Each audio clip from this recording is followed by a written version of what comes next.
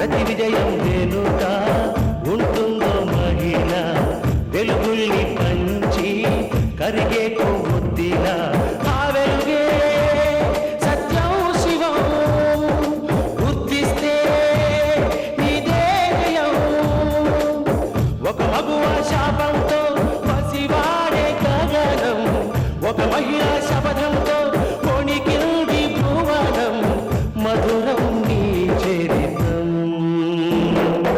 ఓ మగువా జై భవ ఓ మహిళా విజయీ భవ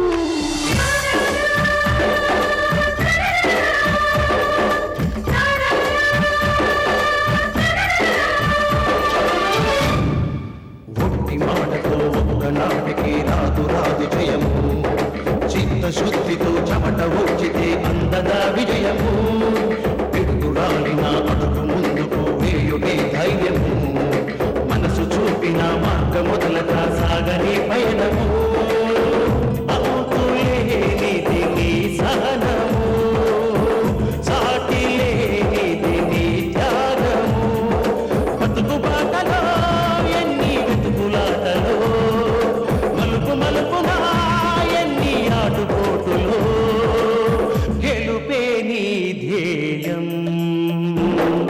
సాహసమే నీ ఆయుధం సాధించే నీ ఆశయం సాహసమే నీ ఆయుధం సాధించే నీ ఆశయం మీరు బాధపడకండి. సంతాన యోగం లేనంత మాత్రాన కృంగి కుమిలిపోవాలా? బ్రతుకు మీద వ్యక్తి పెంచుకుంటావా? దేవుడు మనకలా రాసి పెట్టాడని సరిపెట్టుకోవాల్సిందే. సంతాన యోగం అనేది మన చేతుల్లో లేదు.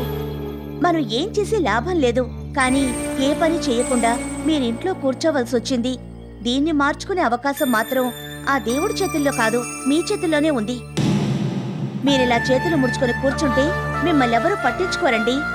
పిల్లలు లేరన్న దానికన్నా పని పాట లేనివాడని అందరూ మిమ్మల్ని దెప్పుతారు. అప్పుడెప్పుడో అత్తయ్యని డబ్బడిగారు కదా, ఇప్పుడు కాదు తర్వాత ఇస్తాను అన్నారు కదా. ఇవాటి దాకా దాని ఊసే ఎత్తలేదు. పోనీ మీరైనా అడిగారా? అడక్కపోతే అమ్మైనా పెట్టదండి.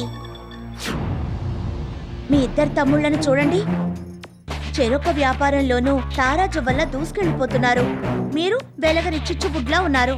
పనుంటేనే డబ్బొస్తుంది, డబ్బుంటేనే అందరూ గౌరవించేది. ఇది మీకు తెలియంది కాదనుకోండి. చిన్నో చితకో ఏదో ఒక వ్యాపారం మీరు చెయ్యాలి. మీ అమ్మగారు ఏదైనా అవసరమైతే వినోద్నో బాలాజీనో అడుగుతున్నారు. మిమ్మల్ని అడిగారా? మీ దగ్గర ఏమీ లేదు కాబట్టి అడగలేదు. అసలు మీకు ఇంట్లో విలువే లేదండి. సరే, ఇప్పటికీ మించిపోయిందేమీ లేదు. ఇప్పుడే వెళ్ళి మీ అమ్మగారిని డబ్బడిగి ఏదైనా వ్యాపారం మొదలు పెట్టండి. వెళ్ళండి, వెళ్ళండి.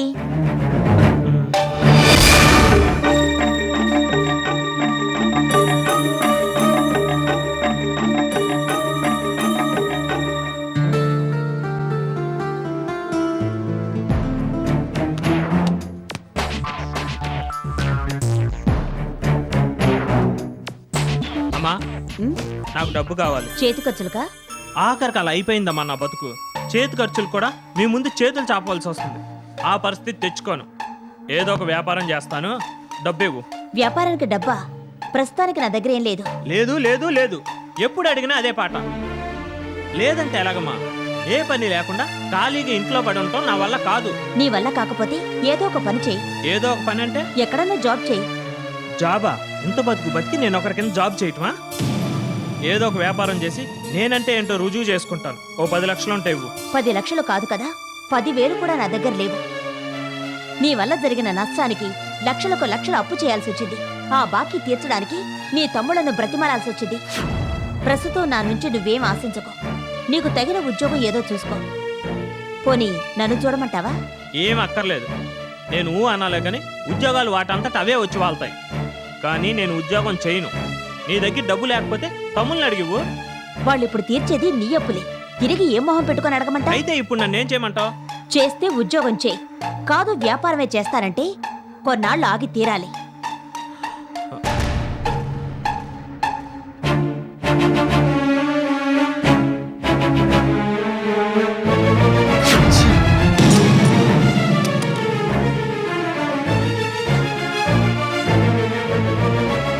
బామ్మ, నేను మా పుట్టింటికి వెళ్ళొస్తాను. ఏదైనా పని మీద వెళ్తున్నావా?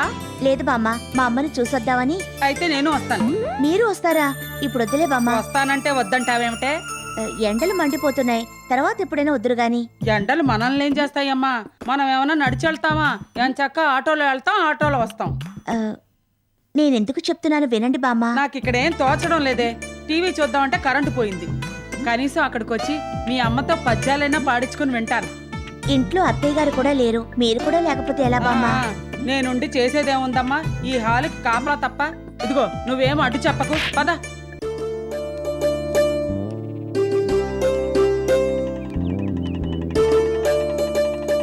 సీత, సీత బాగున్నావా? ఎక్కడికి వెళ్ళాలి సీత? ఈవిడెవరు? నేను సీతని కాదు గీతని చెబుదామా?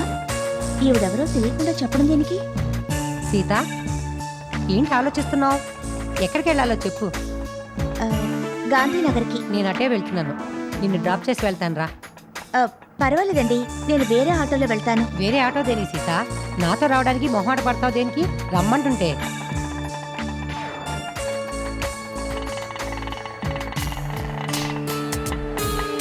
సీత, ఈ మధ్య మా ఇంటికి రావడం లేదే? తీరిక లేక. తీరిక లేకపోయినా అప్పుడప్పుడు వస్తూ ఉండు. నీ వల్ల మేమెంతో బాగుపడ్డాం, ఇంకా బాగుపడాలి. మీరు బాగుపడ్డానికి నేనే పెద్ద సహాయం చేశానని. అదేంటమ్మా అలా అంటావు? నువ్వు ధర్మారావు గారింట్లో అడుగు పెట్టింది మొదలు అడుగడుగునా మమ్మల్ని ఆదుకుంటూ వచ్చావు. మా అబ్బాయి పెళ్లి విషయంలో నువ్వు మాకెంతో సహకరించావు. ఇందును మా కోడలుగా చెయ్యాలని నువ్వెంతో తాపెత్రపడ్డావు. మా కోడల పవిత్ర విషయంలో నువ్వు పూనుకోబట్టే మేమంతా జైలుకి వెళ్లకుండా తప్పించుకోగలిగాం. ఇవన్నీ మా బాబు కోసమే కదా నువ్వు చేసింది. నువ్వు మాకిన్ని సహాయం చేసినా ఇప్పుడు నాకు రాకూడని కష్టం వచ్చి పడిందమ్మా. మీకు కష్టమా? ఏమిటండి అది? మెతకోడు మెత్తనోడు, పప్పు సుద్ద, బెల్లం కొట్టిన రాయి, బుద్ధావతారం అని ఊరు వాడ మా ఆయన అనుకునేవారా? వాళ్ళు వీళ్ళు ఏంటి? 25 ఏళ్ల కాపురంలో నేను అలాగే అనుకున్నాను. ఏదో పెద్ద పనుందని తిరుపతి వెళ్ళాడుగా. కాలినడకన కొండకెళ్తుంటే మోకాళ్ళ పర్వతం దగ్గర ఒక ముద్రష్టపతి పరిచయం అయిందంట. కళ్యాణి కట్ట దగ్గర ఇద్దరు తలనీలాలు సమర్పించుకునేటప్పుడు తలపులు కలిసి వలపులు విరిశాయంట. అంతే, ఆ గుండు ఈ గుండు కలిసి దండలు మార్చుకొని దైవ దర్శనం చేసుకుని కొండ దిగారంట. ఇక్కడ నా కాపురానికి గుండు కొట్టి నిలదీసినందుకు నా మొహాన్ని 4 లక్షలు కొట్టి ఆ గుండు మొహంతో గుడారం ఎత్తేశాడు. ఆయన దేనితోనో పోయినందుకు ఏడ్చి ఏడ్చి కన్నీళ్లతో ఆయనకి నీళ్లు వదిలేశాను. ఆటో అక్కడ ఆపండి, వెళ్ళొస్తానండి. సీత, నేను చెప్పింది అర్థమైంది కదా? మా ఆయన లేడని మా ఇంటికి రాకుండా ఉండకు. నీ సహాయం నాకెప్పుడు కావాలి. నా సహాయం నీకెప్పుడూ ఉంటుంది. నేను నీకు ఉపయోగపడినప్పుడు తృణమో పణమో నా చేతిలో పెడుతూ ఉండు. వస్తానే. ఆటో పోనీ.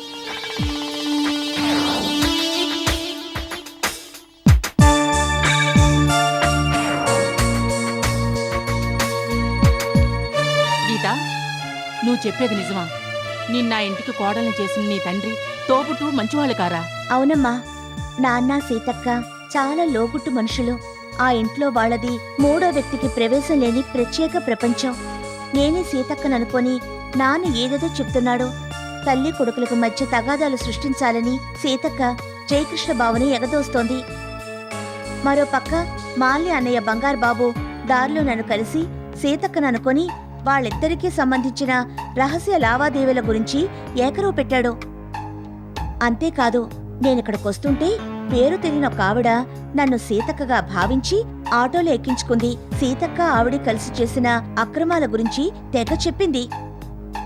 వీళ్ళంతా అన్నదాన్ని బట్టి చూస్తుంటే నాన్న సీతక్క చాలా కాలంగా గూడుపుటాన్ని నడుపుతూ ఆ ఇంటిని సర్వనాశనం చేయాలని చూస్తున్నట్టు నాకు అనిపిస్తోంది. తమకు అనుకూలంగా బంగారు బాబును ఆటోలో కలిసిన ఆవిడ్ని మలుచుకున్నారన్నమాట. అయ్యుండొచ్చు. నువ్వు ఈ విషయాలు చెప్తుంటే నాకు గతం గుర్తుకొస్తుంది. ఏమిటమ్మా? మీ నాన్న చెల్లెలు సావిత్రిని మీ మావయ్య ధర్మారావు గారికి ధర్మారావు గారి చెల్లెలు లక్ష్మిని మీ నాన్నగారు చేసుకునేటట్టు నిశ్చయించడం జరిగిందట. మీ మామగారు తను ప్రేమించిన శాంతిని పెళ్లి చేసుకోవడంతో మీ నాన్న చెల్లెలు సావిత్రి ఆత్మహత్య చేసుకుందట. దాంతో మీ నాన్న ధర్మారావు గారిని సర్వనాశనం చేస్తానంటూ పగబట్టి ప్రతిజ్ఞ కూడా చేశారంట. ఆ పగింకా తీరక సీత తోడుగా ఇలా గూడుపుటాన్ని నడుపుతున్నారనుకుంటా. గీత, ఇక నుంచి వాళ్ళిద్దరి మీద ఓ కన్నేసుంచు. నీకు ఏమాత్రం అనుమానం కలిగినా ఆ సంగతి మీ అత్తగారికి తెలియచేయి.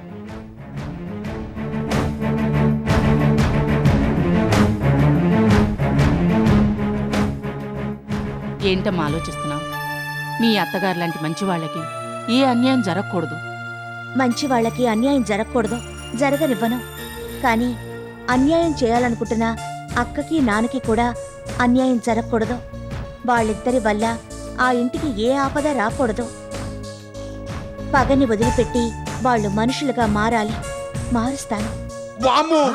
ఒక్క నెల రోజుల్లో 60 లక్షల రూపాయల లాభమా? నాకు ఈ భూప్రపంచం మొత్తం తిరిగిపోతున్నట్టుగా ఉంది. ఏడు బంగారు బాబు చెప్పేది? అవును బాబాయ్, సింగిల్ శ్రీమతి ఉన్నవాడే బొంగరంలా గింగరాలు తిరుగుతూ డబల్ కష్టం పడుతున్నాడు. అలాంటిది ఇద్దరు పిల్లల ముద్దులు బావ కష్టపడకూడదని బంగారం లాంటి సదవకాశం తీసుకొచ్చాను. బాబు బంగారు, నీ బంగారం లాంటి మనసు నాకు తెలీదా, మా అల్లుడికి తెలీదా? ఆ బంగారం లాంటి సదవకాశం ఏదో మా అల్లుడికి అర్థమయ్యేలాగా డీటెయిల్ గా చెప్పు. బావా, ఓ వారం రోజుల్లో 20 వీసాలు రాబోతున్నాయి. దుబాయ్ కొంతమందిని, అమెరికా కొంతమందిని పంపాలి. వీసాలు మన చేతికి రావాలంటే ఓ 15 లక్షలు పెట్టుబడి పెట్టాలి. బాబు బంగారు, ఎంతసేపు పెట్టుబడి గురించే చెప్తావు గానీ ఆ 60 లక్షల లాభం ఎట్టా వస్తుందో చెప్పవేమయ్యా? బాబాయ్, ఒక్కో వీసాకి కనీసం 3 నుంచి 4 లక్షలన్న ప్రాఫిట్ ఉంటుంది.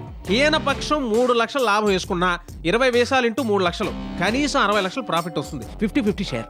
ఒక్క వీసాకి అంత మార్జిన్ ఉంటుందా? అబ్బా, మార్జిన్ లేకపోతే బంగారు బాబు వ్యాపారం ఎందుకు చేస్తాడు? అబ్బాయి, ఆ 15 లక్షలు ఇప్పుడు కట్టాలి. రేపు సాయంత్రానికి కట్టాలి. ఏంటి, రేపు సాయంత్రానికల్లా కట్టాలా? 5 లక్షలు నా దగ్గర ఉన్నాయి. 10 లక్షలు రెడీ చేసుకో చాలు. ఏంటి 10 లక్షలా? ప్రస్తుతం అంత డబ్బు నా చేతిలో లేదు. నీ చేతిలో లేకపోతే ఏమయ్యా? బ్యాంకులో ఉంది కదా, చెక్కు రాసి బంగారు బాబాయ్ తెచ్చుకుంటాడు. మామయ్య, బ్యాంక్ లో కూడా డబ్బు లేదు. తీసుకున్న వాళ్ళు ఇస్తేనే, దానికి కూడా నెల పడుతుంది. బావా, అయ్యవారు వచ్చేదాకా అమ్మవాయి సాగుతుందా? దేనికైనా అదృష్టం ఉండాలి. బాబాయ్, ఇది తేలే అవ్వారం కాదు కానీ వస్తా. బంగారు, నువ్వు బాగు. అల్లుడు, నాకు బ్రహ్మాండమైన ఐడియా వచ్చిందా? ఏంటి మామయ్య? బాలాజీ తరఫున 10 లక్షల రూపాయలు మెమ్మకి నువ్వు సర్దుబాటు చేసావు కదా, ఆ రుసులు చేస్తే పాయే. వాడు 2 నెలలు గడువు పెట్టాడుగా. అబ్బా, అప్పటి పరిస్థితులు అవి గడివిచ్చావయ్యా. కానీ ఇప్పుడు కావాలని అడుగు. పరిస్థితి పీకల మీదకి వచ్చింది. తల తాకట్టు పెట్టైనా సరే ఇవ్వాల్సిందే అని అడుగు. ఇవ్వకేం చేస్తాడు? వాళ్ళ అవసరానికి నువ్వు ఆదుకున్నప్పుడు నీ అవసరానికి వాళ్ళని డిమాండ్ చేయడం ఏం తప్పలేదు బావా. అల్లుడు, నువ్వు ఇంకేం ఆలోచించమాక. నువ్వు అడుగుతావా, నన్ను అడగమంటావా? నీకు మాట్లాడటం చేత కాదు కానీ నేనే మాట్లాడతలే. ఇదిగో బంగారు బాబు, నువ్వు ఆ వీసాల పని మీద ఉండు. రేపు సాయంత్రం లోపల ఆ 10 లక్షల రూపాయలు మా అల్లుడు సర్దుబాటు చేస్తాడు. సూపర్ బాబాయ్, మరైతే వస్తాను. ఓకే, వస్తా బావా. అల్లుడు, ఇకలే ఫోన్ చేసి వెళ్దాం మామయ్య. ఫోన్ చేసావనుకో ఎందుకు అంటాడు. డబ్బు సంగతి చెప్పాలి, లేదు అనేస్తాడు. వాడు పీకల మీద కూర్చుంటే కానీ ఇవ్వడయ్యా. నువ్వు లే చెప్తాను.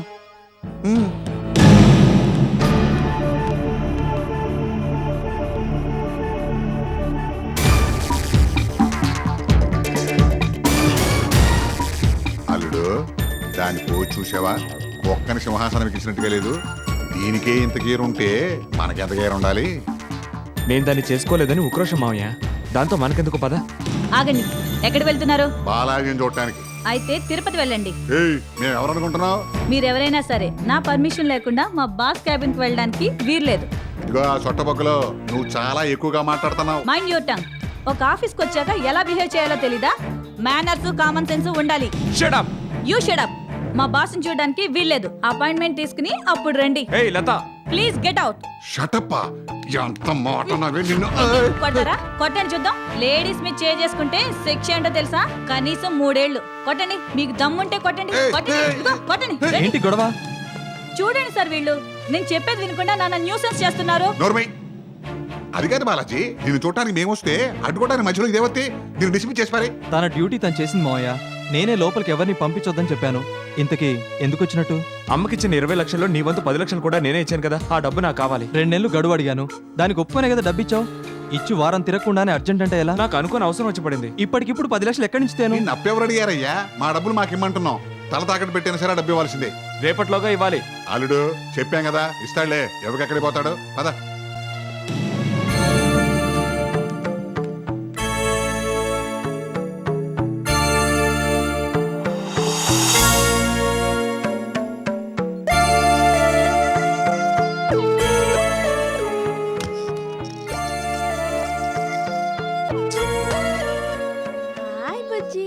పాలు తెచ్చానురా నీకు. తాగు తాగు. హలో, నేను బాలాజీని మాట్లాడుతున్నాను. నేను చెప్పింది ఏం చేసావురా? ఏంటి, ఇంకా 2 రోజులు పడుతుందా? అర్జెంట్రా బాబు, వడ్డీ ఎంతైనా పర్వాలేదు. నెలకు 1-2 లక్షల చొప్పున కట్టేస్తాను. నువ్వేం చేస్తావో నాకు తెలీదు. రేపు సాయంత్రంలోగా నాకు 10 లక్షలు కావాలి. ఎరా బాలాజీ, 10 లక్షలు దేనికి? మన వంతు 10 లక్షలు వినోద్ అమ్మకిచ్చాడు కదా, ఆ డబ్బు ఇప్పుడు అర్జెంటుగా కావాలంటున్నాడు. అర్జెంటా గాడిది గుడ్డ? ఉన్న బలంగా కక్కమంటే ఎక్కడి నుంచి తెస్తాం? అయినా ఆ 10 లక్షలు నీ సొంతానికి ఇచ్చాడా లేక నీ చేతికేమైనా ఇచ్చాడా? ఉమ్మడి ఖర్చు కోసం ఇచ్చాడు. లోగడ మన ఉమ్మడి ఖర్చు నిమిత్తం 25 లక్షలు సర్దాంగా. వినోద్ మాత్రం 15-20 సర్దాడు. అలాంటప్పుడు ఇప్పుడు మనం 10 లక్షలు ఎందుకు ఇవ్వాలి? మొత్తం 20 లక్షలు తనే ఇచ్చినట్టుగా తన ఖాతాలో రాసుకోమనండి. ఇలా ఇస్తూ పోతూ ఉంటే మన పని అంతే. అది కాదే, వినోద్ బలరాం మావయ్య ఆఫీస్కి వచ్చి ఇచ్చి తీరాలంటూ పెద్ద గొడవ చేశారు. చేస్తే చేయని, వాళ్ళకే నోళ్లు నొప్పి. కాదు కూడదు అంటే ఎక్స్పోర్ట్ గూడ్స్ తాలూకు డబ్బు వచ్చిన తర్వాత ఇస్తామని చెప్పు. ఏం చేయాలనేది చెలకి చెప్పినట్టు నేను నీకు చెప్పానా లేదా? అప్పుడేమో ఊకొట్టి ఇప్పుడేమో సెల్ ఫోన్ కొడతావా? చస్తే ఇవ్వడానికి వీల్లేదు, ఇవ్వకూడదంతే. ఇది వరకంటే లింగులింగుమంటూ మన ఇద్దరమే ఉండేవాళ్ళం. ఇప్పుడేమో ఇదిగో వీడు పుట్టాడుగా. చంటి పిల్లడు ఉన్న ఇంట్లో చాలా ఖర్చులుంటాయి. ఇప్పుడు ఈ ఇంట్లో అందరికన్నా మనకే ఖర్చు ఎక్కువరా. ఫోన్ చేసి ఆ అప్పు అక్కర్లేదని చెప్పు. ఏయ్ చెప్పరా. పొద్దున్నే చెప్తాలేవే. ఏ ఇప్పుడు చెప్తే ఏమైందట? పొద్దుట చెప్తాడట పొద్దుట. ఏది ఆ సెల్ ఫోన్ ఇలా ఇవ్వు. ఇవ్వు.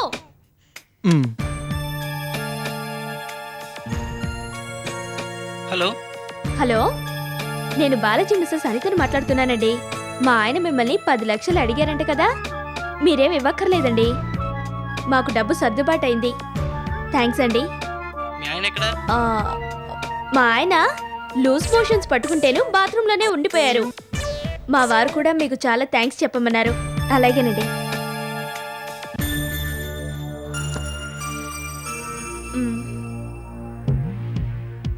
ఏంట్రా అలా తలమొహం వేసుకొని చూస్తున్నావు? అటు తిరుగు, బాబుకి దిష్టి తగులుతుంది. ఒరే బాబు, నువ్వైనా మీ నాన్నలా కాకుండా అమ్మ మాట వింటూ బుద్ధిగా పెరుగు, సరేనా? రే బాబు, నేను కూడా మా అమ్మ మాట వినే ఇలా అయ్యాను. ఏయ్,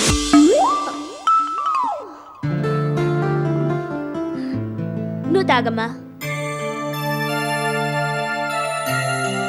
ఏమండి, నన్ను పాలు తెమ్మని చెప్పి మీరు పడుకున్నారేంటి? ఏమండి, మిమ్మల్ని లేవండి. ఇదిగో ఈ గోరువెచ్చని పాలు తాగండి.